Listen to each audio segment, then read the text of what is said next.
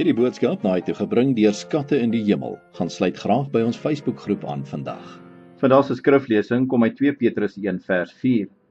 Deur dit te doen het hy ons die kosbaarste en allergrootste gawes geskenk wat hy beloof het.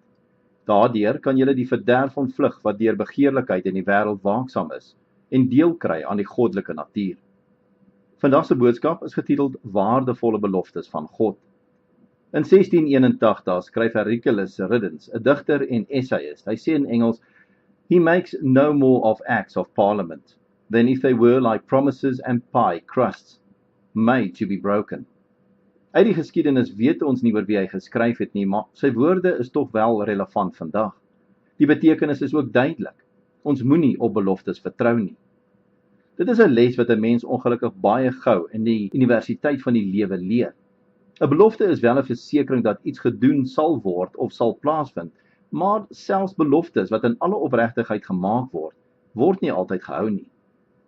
Die Bybel is vol beloftes van God, beloftes aan nasies en konings, profete, leiers, priesters, ook aan jou en aan my. So baie beloftes dat dit eintlik onmoontlik is om te tel. Bronne verskil, maar daar's na 'n raming so 3600 plus beloftes in die Bybel. Sommige van hierdie beloftes is reeds vervul, terwyl ander nog moet gebeur. Een ding is egter seker, elke belofte wat God gemaak het, sal nagekom word, want God vertel nie leuns nie en hy is nie vals nie. Ons kan die beloftes van God vertrou.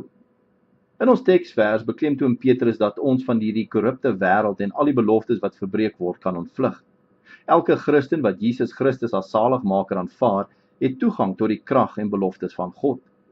Ons word beloof dat in Jesus beskik ons oor alle hulpmiddels wat ons nodig het om in sy goedheid en heerlikheid te kan deel en om tot eer en verheerlikheid van God te kan leef. Dit is God se kosbare belofte aan jou en aan my en ook aan elkeen wat glo. Kom ons bid saam. Ons hemelse Vader, help ons om deur U Heilige Gees so te leef dat ons mense met wie ons in aanraking kom, sal lei en inspireer. Gee dat ons leefstyl ander mense nader aan U sal trek en hulle sal bemoedig om U te eer.